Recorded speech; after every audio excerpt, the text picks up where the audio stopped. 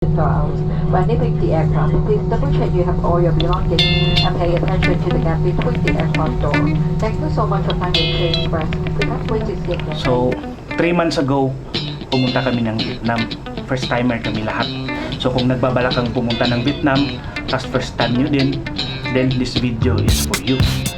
Hindi naman ito tutorial videos or how to DIY or travel guide or what to expect videos na marami nang nagsilabasan ngayon dito sa YouTube or sa TikTok. Ito ay higit pa sa mga yun.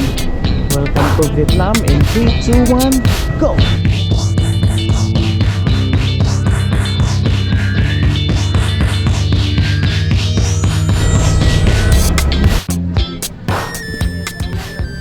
Tulad din namin, sinubok kami ng panahon at pinagtibay ng pagkakataon. Dala pa ang pamilya namin at mga anak sa lugar na hindi namin kilala.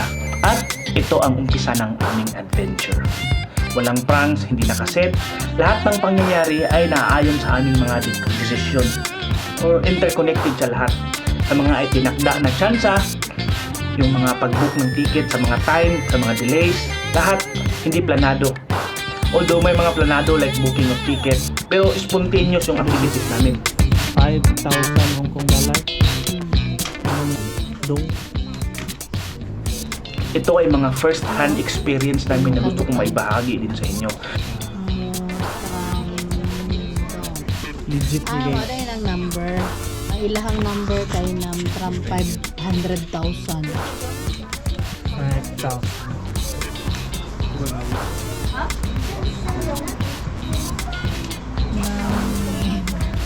Oh, 5,000.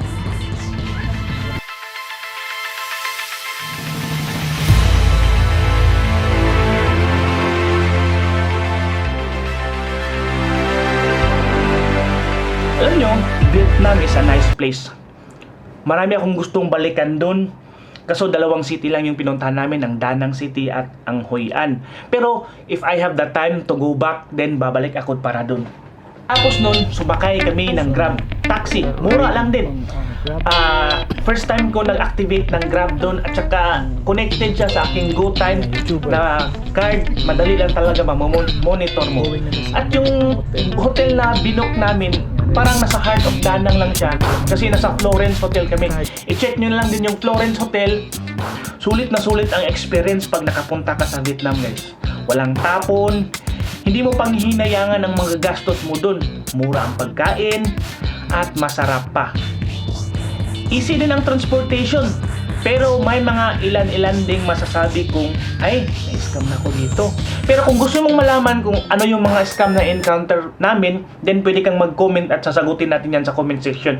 Hindi mabura o mawala sa alaala or sa isipan ko, yung first event na kailangan kong i-share sa inyo is dapat ko itong gawin. So, our first day is, today is Thursday. Time check is 10:30 or 11 naman siguro niya. 11:20. So, currently we are here in Florence Hotel in Da Nang, Sentro. Sentro siya kasi malapit lang sa mga establishment. And nung pagdating namin dito sa airport, nagpa-exchange agad kami ng currency. So guess what? Yung 5,000 Hong Kong dollar namin is around 4,753,000. And na-upload ko na ito sa TikTok at ganito na segment. So gagawan ko ulit ng panibagong video para sa YouTube, which is long format video. And next is bibili ka ng SIM for the internet. So mura lang din. Sa gilid, paglabas mo, pagkakuha mo ng gamit, mayroong nagbibenta ng mga SIM. Lahat sila pare-pareha lang. So kahit sino dyan, pwede mong bilhan. $10 pero wala akong dollar, so binigay ko yung Hong Kong na dollar, which is 90 Hong Kong dollar. 10 days, unlimited internet na siya. But I don't think unlimited siya. Siguro may capping lang na pagdating ng certain data, babagal siya. Pero yung internet ko supposed to be dito is more on for communication lang kasi may internet naman dito sa hotel. And pag gumagala ka, hindi ka naman online palagi. So yan, isa sa mga takeaway na pwede kong i-share sa inyo habang magtutour kayo sa Vietnam. And this is still our first day. Next is yung travel adapter charger para sa mga accessories nyo kasi iba yung socket nila dito sa hotel. Kaya bumili ako ng bago kasi I expect nga same lang sila sa Macau, pero hindi pala dahil 7 kilos lang hand carry, so minimal yung dala ko and less yung naisip kong dalhin. Pero unfortunately hindi ko dala yung essentials na kailangan. So ngayon bumili ako, pero malapit lang din yung pagbibilhan ng, kasi may mart man dito sa Florence Hotel. Maganda yung hotel na ito. Nice yun, papakita ko sa inyo saglit. Ito yung Danang City guys, dan yung mart. Sa baba, Florence Hotel, mura lang. Again, you can check it online or book it online in advance. So, ito siya. So, maliligo na ako. And para bukas maaga. Yung restaurant pala dito is nasa 8th floor. Baliktad. So, yung alis to makikita yung CR sa loob. So, babalik ako at mas jacuzzi. So, ito yung bathtub niya, may jacuzzi ito. And CR, yung toilet, pang mayaman kasi Toto yung brand ito yung automatic niya, maghuhugas ng puwet mo. Medyo makalang kasi galing kami kumain sa labas. And this is our first day. We will be staying here.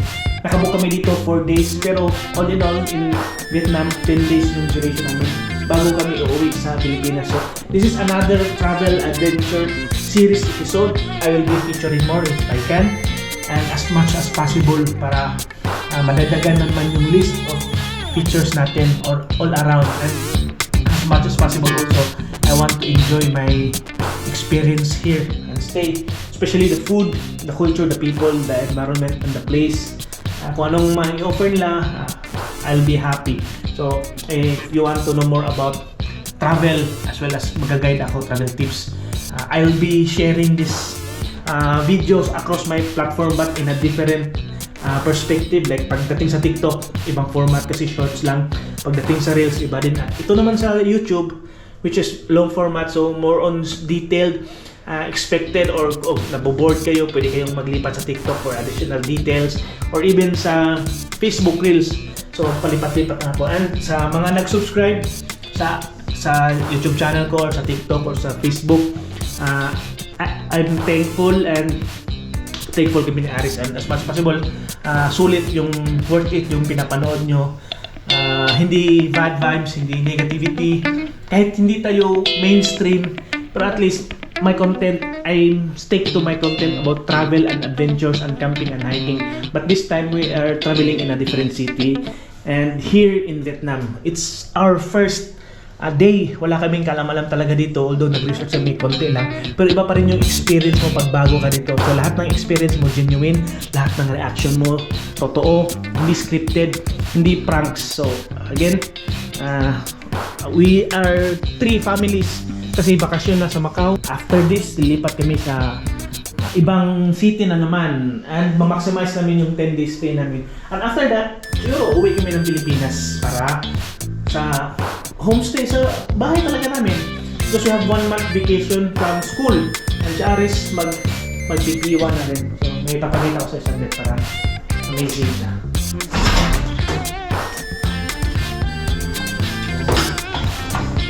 Window.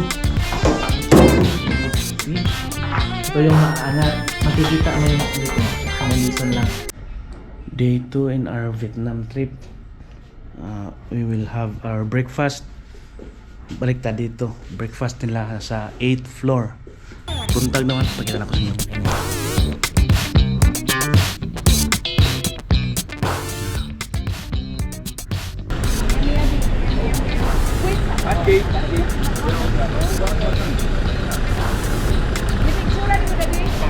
Today is Friday, July 25. We're here at Bana Hills. Ito yung van namin, nirentahan. Tatlo kami naghati, 10,000 pesos plus by group, the family. Ito siya. Ang travel time from our hotel is around 1 hour plus. Ito yung personnel nila. Aakyat kami sa longest cable car. So ito yung senaryo namin ngayon sa Banahil. Daming tourist. Yun, kasama namin yung bata. Palagi kong sinasabi na ang pera makikita lang yan. Pero, ang time hindi na maibabalik. Kaya kapag may time ka para gumala, huwag pang hinayangan kasi memories and experience yan ang katumbas.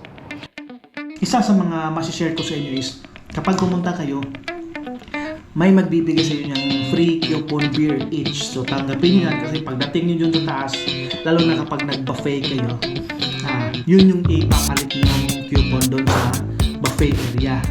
And upon entering sa cable car, meron silang brochure o leaflet ng map. Kumuha kayo yun kasi malaki yung Banahil para hindi kayo maligaw. Meron kayong guide. And ito, yung paakyat ng Banahil is iba yung cable car na sasakyan pagbaba. So, yung ginawa kasi namin, naligaw kami kasi bumalik kami sa dati naming ruta kasi gusto namin bumaba. Pero, iba pala yung cable car na pwede niyong sakyan pagbaba na doon. So we are on top of Banahil. Ito siya, may hinihintay lang kami. And pagbaba mo talaga sa bus, talagang spontaneous siya yung linya. Wala kang time makapag-picture ng group, kundi mabilisan, shot and go kasi moving yung line, mahaba siya. And, kailangan mong sumunod sa flow at kung matagal ka baka may magpalit sa linya mo. So, kaya yung ginawa namin, shot and go, kung saan may time makapaghinto kami, doon kami mag-shot ng video, ng photo as a group. Pero bihira lang yan kasi fast moving yung linya niya. So one of the tip na ako share sa inyo is set your camera straight na isang pagbukas mo, click na lang agad para hindi kayo makaabala sa pila sa likod and continuous, hindi ma-disrupt yung linya. So ito siya, may hinihintay kami, nagsi-CR lang sila. Ito yung top view niya. View ng Banahil. Palabas kami mamaya. So again, this is day 2 sa vlog na gagawin ko. Gusto ko lang sabihin yung gusto kong sabihin ngayon para baka makalimutan ko mamaya pag uwi na sa hotel. So dito na lang muna mag-narrate ako habang sasabi ko.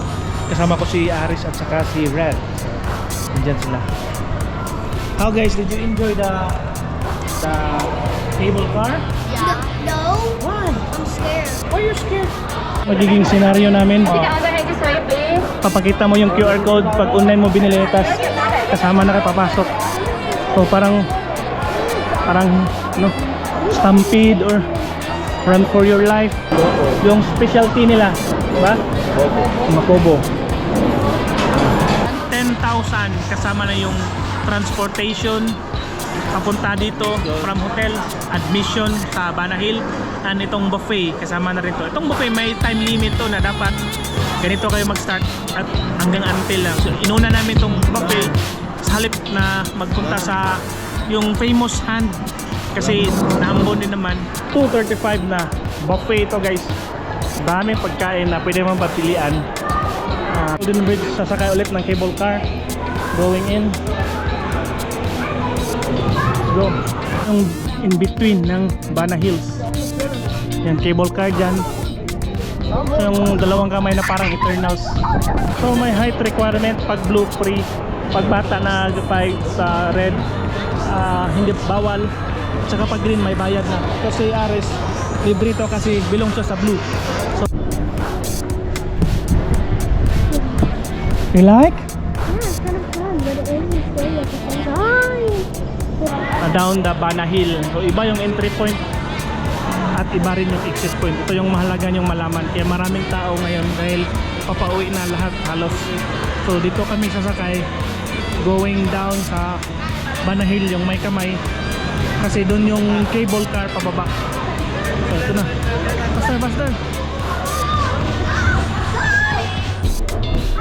It is 5:43 and closing na lahat ng yung mga establishment. So dito yung exit point, yung red. Abangan nyo lang yung mga iba bang detalye namin kasi bukas marami pa kaming pupuntahan. Siguro mamaya mag-night market kami. 10 days kami dito sa Vietnam. Hopefully marami akong mai-cover Kasi after this, uuwi kami ng Pilipinas. Ito lang kasi yung month-long vacation dito sa Macau na pwede kami magstay ng matagal kasi school break na. So, after ng Pilipinas, babalik na ulit kami at balik ulit sa dating trabaho. So, while we are on vacation, susulitin namin yung mga panahon na nandito kami sa Vietnam. Last year, same date, pumunta kami ng Thailand. So yun, magandang experience din yun. And dito naman, panibagong experience naman yung maano sa Vietnam. Travel Adventure Series. Currently, nasa 244 na ako and patuloy itong magtataas depende sa may cover ko. So, hopefully, thank you for watching and sana subaybayan nyo yung mga i-upload ko pa. Marami pa akong ipapakita at yun lang. Peace! Bye-bye!